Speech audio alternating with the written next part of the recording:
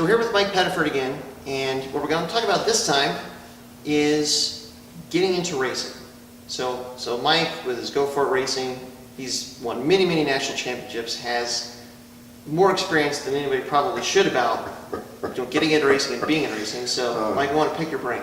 Sure. So let's say I'm an enthusiast. I've been to the track once or twice. My dream has always been to go out and race wheel to wheel. Absolutely. Or maybe a race time attack. Sure. What are some of the next steps that I should take to try and get that goal in any part of that process? What would you do first? Well, number one, you probably want to join an organization that sanctions racing.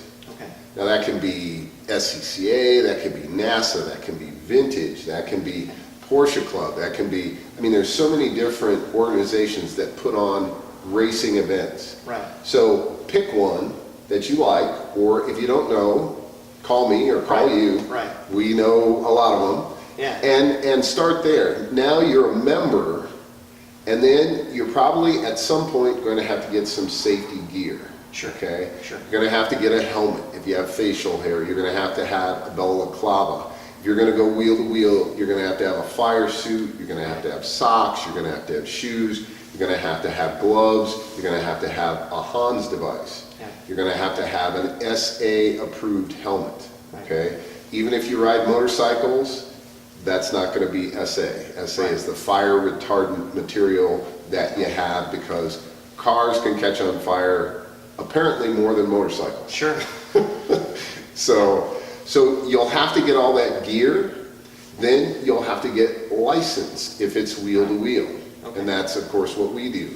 If you do a 5-day school with me, you can go from not having any license to an SCCA full competition license.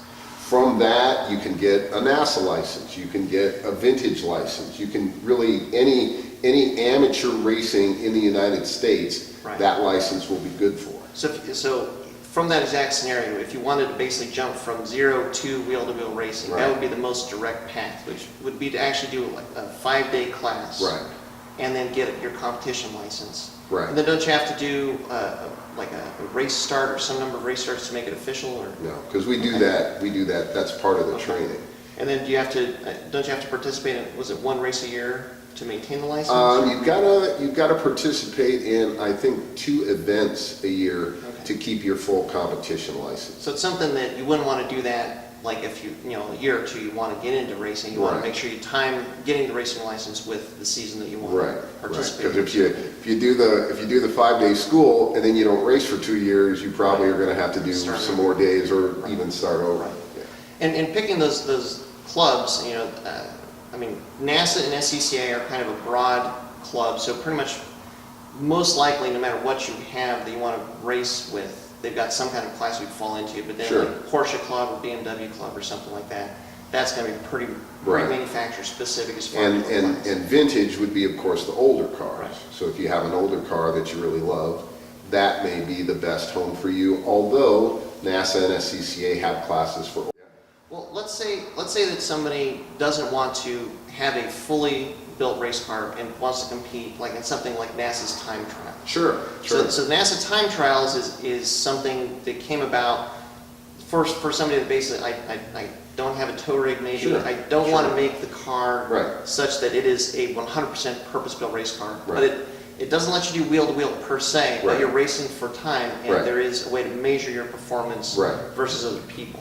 Or solo or autocross or any of those types, which is much less expensive. All you really need is a helmet. Right, If the car's seat belts work, great. right, And that's really it. Right. Here's my $50 or less, and I get my 3 to 10 runs or so many laps. right. And yeah, it's a lot less than road racing, Right. or not that it's not racing, you're racing against the clock, but wheel-to-wheel racing. Sure. Yeah. And to a certain extent with the time trials classes, the other nice thing that NASA has done with those is that it's largely based on power to weight. Mm-hmm. So now, granted, still there's some cars you'd be in an advantage, some that you'd be in a disadvantage. And people don't always tell the truth. Well, sure. Let's just assume everybody's playing above board. But it gives you a chance, you at least have a shot to compete with your car. Sure. Whatever that might be. Sure. But then at that point, you're still going to have consumables. Right. So figuring a budget is still going to be important. Right. But at that point, if you're doing something that's a time trial, so not wheel to wheel, but really trying to get that one lap that's your best time. Right. I mean, I would say probably in that case, making sure that the car is in tip-top shape would be imperative, but also Sure. that the driver, you as the driver, like really Sure. honing the driver's skill. Sure. But also be maybe even more important to a certain extent in that case because you're trying to get the very best single lap time. Well, and your track time is usually less. Right. Which is good for your budget because Right. the consumables will last a lot longer, especially if you're doing a solo or an autocross, where if you only get, let's say, 3 to 5 runs and each run is a minute long, Right. I've had people, their tires have lasted them a half a season. Sure. Whereas we're putting tires on at championship level road racing every day. Right. Brand new. Brand new tires, no Yeah. takeoffs or anything. There's definitely a difference in budget when you start talking about wheel to wheel versus autocross or even a time trial. There's Sure. And there's also one of the things that needs to be talked about is what level you want to compete at. If you just want to be out there, right. it's not that expensive. Okay. If you want to be competitive, Right. that's more expensive. If you want to win, let's get the wallet out. Right. Yeah. So That's those are. where everything has to be the Oh best yeah. of the best. Yeah. Because if you want to win, I mean, you got to have brand new tires because everybody else that wants to win is going to have it. Brand new tires. Yeah. Yeah, I've even gone up to competitors and said, look, we're both about to put on a set of $2,000 tires. Right. If you won't put yours on, I won't put mine on. Right, And we can right. save each other $2,000. Right. And they've said, okay. Yeah. So- Or nope, I want to go that That's right. fast. Like, And okay. that's right. Yeah. So, it just depends on where you want to be, what your budget is, and what you're comfortable with. A lot of people that prefer to do solo or time attack, they don't want to do wheel to wheel because they're afraid of getting their car hit. Well, and that's something important Sure. to mention. I mean, if you're doing wheel to wheel, you are out there jockeying for position Sure. with everybody else. Sure. If you set somebody else for a turn and they don't see you and they come into you, that's rubbing is racing, as they say. So Yeah. that's one of the other possibilities that's out there when you get to that Sure. kind of racing. Of course, that can happen to you on a practice day as well. Less likely, but still Less definitely a likely. possibility. Yes. Yeah. Whereas, in solo, in time attack, when you're doing it like one at a time, it's almost impossible. I mean, you can hit a cone, but you're not going to hit usually anything solid. There's exceptions to that too, but Sure. yeah. So that might be a way to stair step. Like if you go Sure. out and you have a street car, you participate in track days, that's a way to get familiar with it, get a sense of what your consumables is. Sure. How quickly you're going to go through brakes, how quickly you're going to go through tires. Sure. Move up to something that's a time attack, so it's for time, not necessarily wheel to wheel for position. Sure. And then from that point decide, all right, do I want to make the next step and go to an actual wheel to wheel class? Sure. And then, would you say that maybe a spec class in some ways is an easier, maybe less expensive because everybody's racing the same car versus a class where there's a lot more choices? That's kind of the fantasy. Okay, The reality is it's almost tougher to win a spec class okay, because what you have is you have people that buy a car thinking that it's equal. right, And sometimes it is equal. right, And what happens is somebody with a lot of money can buy 10 cars. And guess what? One of those cars is going to be a little faster. right. Or they go through and they do something like very small things like surface treatments Sure. and bearings and little, Sure. like blueprinting an engine. They spend a lot of money on Yep. building. Yes, it's a stock engine, but it's got like 6 or 7 of these little tweaks that make 7 more horsepower. Yeah. But when everybody's the same, that 7 horsepower versus someone Right. who doesn't have it, all of a sudden now there's a little bit different. So I mean, personally, and again, a lot of people love a spec class, because everything's pretty much the same. If you, Right. if you don't have a part, go to your buddy. He's Right. got the same car as you. Sure. He's probably going to have the part. So there's definitely advantages. But I mean, as far as winning a spec class, I would say it's more difficult because there are people that have been running that class and they know tricks and things that you probably don't know, You can and they have to may learn. not tell you. Sure, sure. So, you know, like with Spec Miata, perfect example. Yeah. When Spec Miata just came out, and it was a regional only class, you pick up a Spec Miata for $8,000. Right. And right. you could win with it. Okay. Not anymore. Really? Now, if you want a top level, I can definitely win with this car, and it's got all the tricks that will pass tech inspection. Right. $30,000, $40,000. Okay. So it's out of the box. Right. So as possibly as the spec class gets older and people figure out little tricks and stuff. Or as soon as it goes national, okay. that's when the money starts coming out, because there's contingencies, Okay. there's more notoriety, you're at the runoffs, you're being televised. Now, you know, it's a different arena. So there's a big difference between doing something regional versus national. Yes, absolutely. And I guess that makes sense, because if you're running national, then you're probably going to be getting like some of the better teams, Right. the faster teams from all over the country. So Right. the level of competition is going to be a lot higher. Right, and you know, at least in the SCCA, regional races are more for the people that are either beginning or don't have the budget to go Okay. national. Whereas if you're doing a national or a majors or a super tour, I mean, we're getting ready to go to New Orleans, for crying out loud. It's 1,400 miles Right. one way. That's a lot of gas and hotels and Right. all that. So yeah. Sure. So I mean, it sounds like if you really want to get into racing, maybe getting up to the point, like if you want to do wheel to wheel, getting to the point where you're doing wheel to wheel as a start, but just in a regional Sure. series, and feel it out for maybe a season or two, Yeah. and make sure that, hey, this is something I want to keep doing, Right. and just measure out, like, do I really want to take to this? Well, and develop yourself as a driver so that you'll be ready, and then research the car.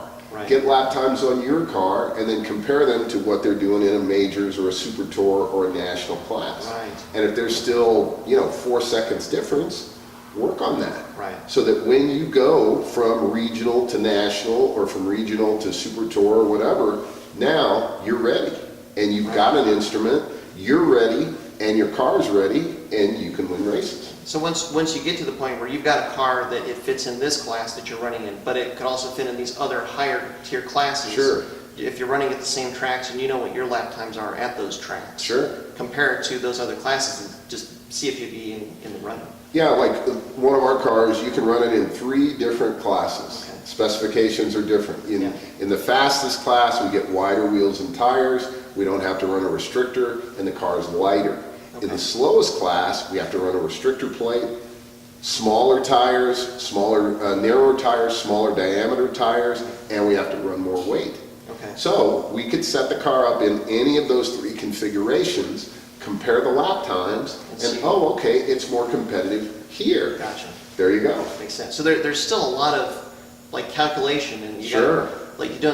there's a lot of paying attention and figuring out, like, well, this is where I'm going to fit the best, and this is where Right. I'm going to be competitive, versus just kind of And- going out there on a Sunday. And I can't tell you how many people I've seen that have spent a ton of money on a car that cannot possibly, if they drive better than Lewis Hamilton, Yeah. this car cannot win a race. Right. And they never did the research before. They Right. never even called anybody. They love this car, so Right. they're going to spend the money, and now they love it, but it doesn't fit in the class. Right. Yeah. So doing the research, and the more time you can spend in research and diligence before you jump into that higher class, or maybe pick the next race car that you're going to run. Sure. To make sure that it's going to be competitive, and you as a driver can be competitive. Sure. That's where you're successful, and you have a lot more fun. Yeah. Because in order to be fast, you've got to have good line, Yeah. got to have good intensity, and you've got to have good feel. Okay. You got to have all 3 of those, or you'll never be fast. Okay. And if you want to win races, you've got to be fast, got to have the right car, Yeah. you've got to have good consistency and good racecraft. And there you go. That's the All right. secret to both. Is there anything, like going back to the initial question, that somebody I've done a few track days, I know that this is what I want to do. Right. Are there any kind of telltale signs that you have some kind of maybe good starting point or innate ability that, hey, if you do decide to make this investment and go wheel to wheel, that you're going to be successful? Any kind of personal performance to look for? The best way to do it is just to come out and do a day with us. Because, I mean, with me, I usually will know what the lap records are in the class, and if I get in your car and do a reasonable time in it, and I'm still faster than you by a lot, then we've got some work to do. If you're as fast or faster than I've just turned, then okay, you're probably gonna gonna do okay. Sure. And it's better to figure that out before, because you can save a lot of money and time and frustration and humiliation to know up front. You know, why not be better at it? And then when you go, you're ready to win, as opposed to, wow, these guys are really fast. Yeah. So you can actually do some stuff to measure yourself as a driver, just to see what kind of skill set are you starting with. And I mean, and that makes sense. You know, the one thing you can improve that's going to affect every car that you drive is you, the driver. We talked about that in the last video. Yeah.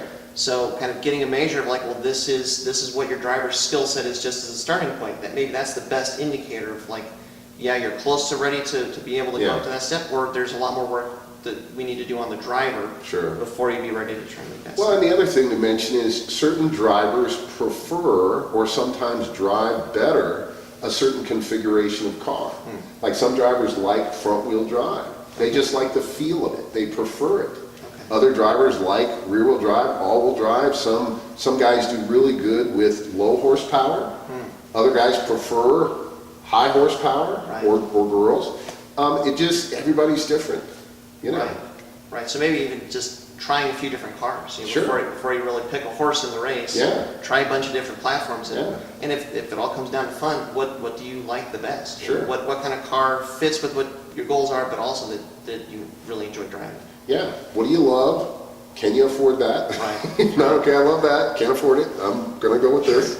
You know.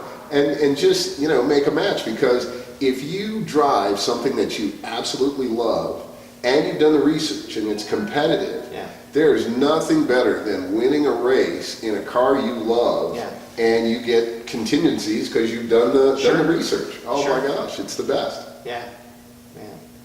Well, thanks very much, Mike. Sure, my pleasure. Hopefully you found this video helpful. If you did, please drop a like and stay tuned for more Flatirons tuning tech talk. See you at the racetrack.